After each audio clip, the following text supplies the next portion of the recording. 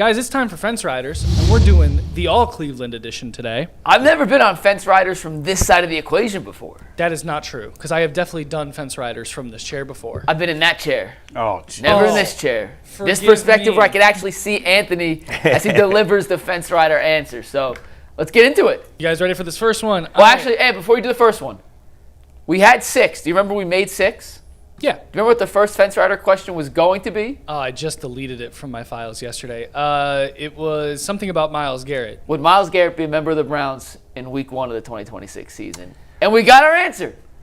That was not. Fence Riders? No, we made these last week. Oh. That was we going made to these be the 2 first weeks ago. Fence Got it. Rider, and Got obviously it. we got an answer to that before. So these are the other 5 that we have not gotten an answer to yet. And Ant, the floor is yours. All right, question number 1, guys. Who is more likely to be on the Cleveland Cavaliers next season, Giannis Antetokounmpo or LeBron James?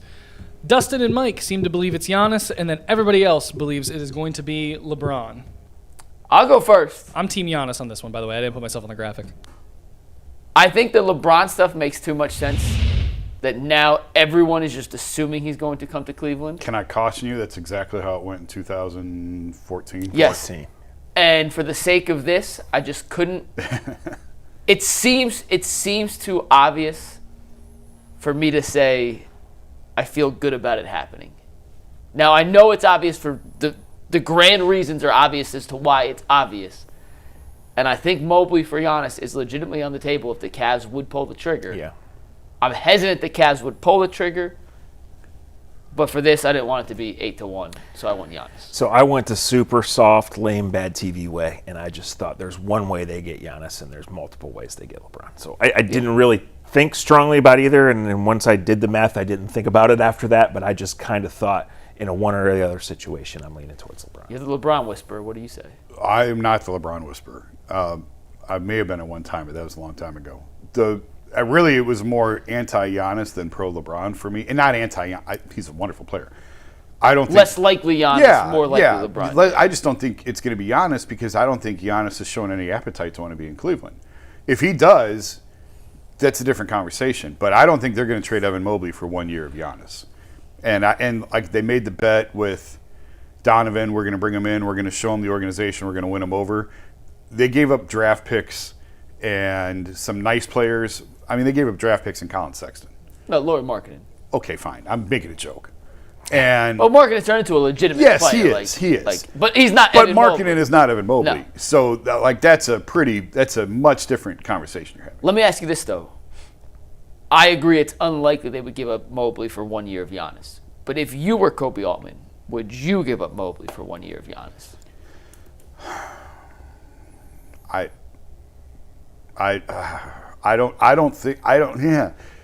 I would. For the record, I am now on the record. I said it yesterday. I'll say it again. I would do it. It's easy to sit in this chair and say, yeah, I would do this. You know, it would be a long conversation that you have to have with the entire organization where you bring ownership in, you bring in the entire front office, you bring in the coaching staff, and you have a deep, deep conversation of who are we, what really is our ceiling here. I can't sit here and honestly give you a knee-jerk reaction in 3 seconds. But I think you do have to have the conversation. Ultimately, I probably would not.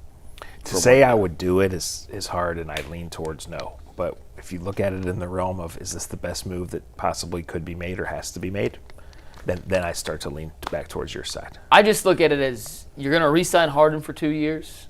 You have Donovan in this window. After Harden, you enter the great unknown. You may be in a team without Harden in 2 years, a 33-year-old Donovan Mitchell on a crazy contract, and then what? I think you have to maximize this window, and I just think Giannis puts him in a closer position than Evan does. And if Giannis doesn't resign, well, then you have a gigantic salary cap opening to then help build the rest of your roster. I know free agency is not what it used to be.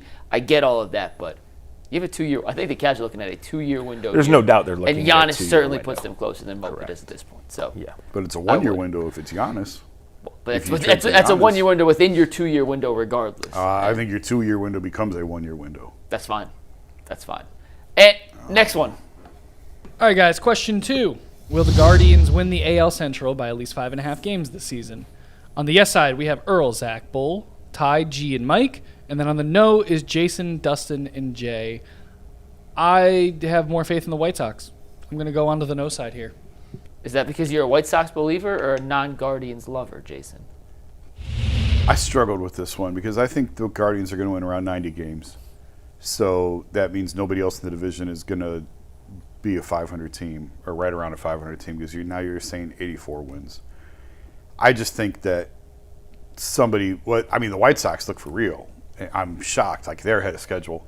So I do think somebody else in the division will win around 84 games. So I think the Guardians win the division. I don't think it's going to come down to the last couple of days, but 6 games feels like just a lot. I think you're like a pro odds maker. I mean, 5.5, that really made me give some thought. Like, man, we tried. Yeah. Yeah, are the White Sox going to be healthy?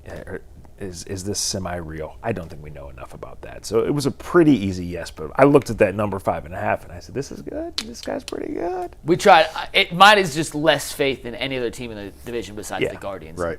The White Sox have been a great story so far. Their rookie is setting every Japanese rookie record in terms of power that we've seen. He's hurt now.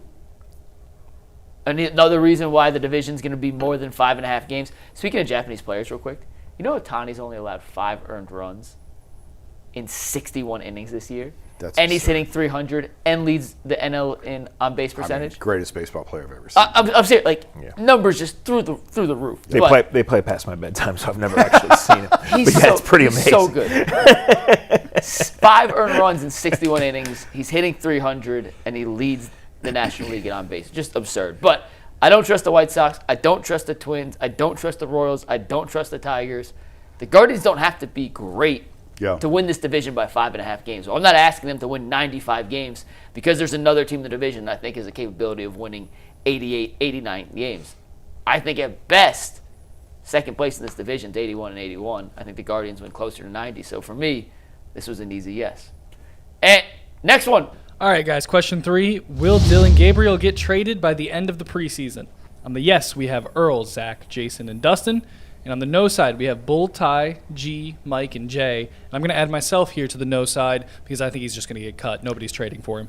I think you're right. That was my answer, too. I think you're right. And that was going to be mine. And I went with yes under the spirit of not going to be here. But yes. I mean, they'd probably try and cut him and put him on the practice squad would be my guess. Yeah, I mean, I thought about the cut option, too. He's not in the Browns' plans, and he shouldn't be.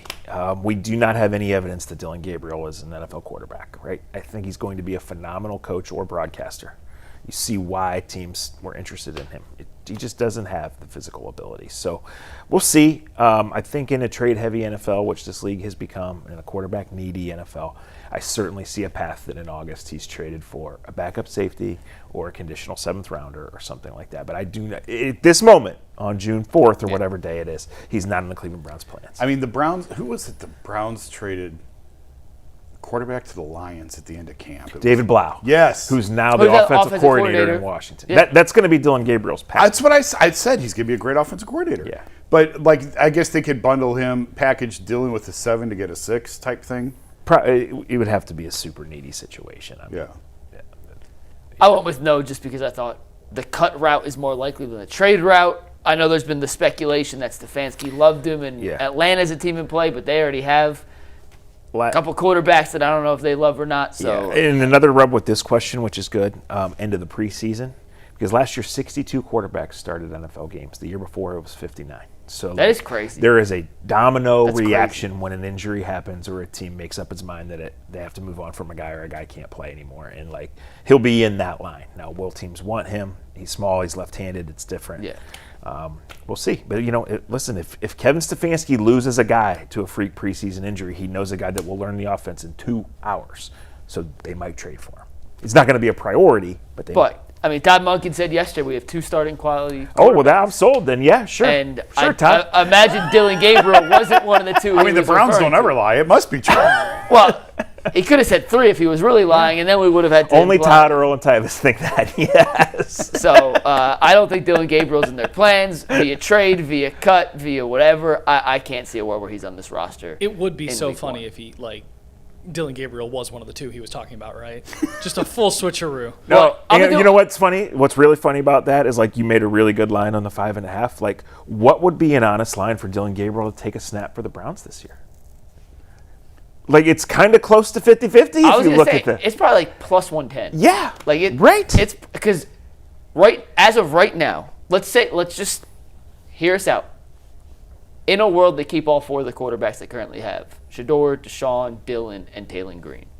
And we're just talking hypotheticals. No one's wishing injury upon anybody, but Shedeur and Watson get knocked out of a game and they have to go to their third quarterback. Would they put Dillon in right now, or do you think Taylon Green would I step mean, up and if get that they were snap? playing a game this weekend, and this is always a silly NFL discussion, but it's a good way to frame it, Taylor would not be in the plants. He would not be active for the game. He's just not ready. He's So a Dillon would be sixth-round the guy in that. So then I think the odds would have Absolutely. to be. Yes. I don't think it'd be 50-50. I don't think you could put it at straight pick 'em. Mm-hmm.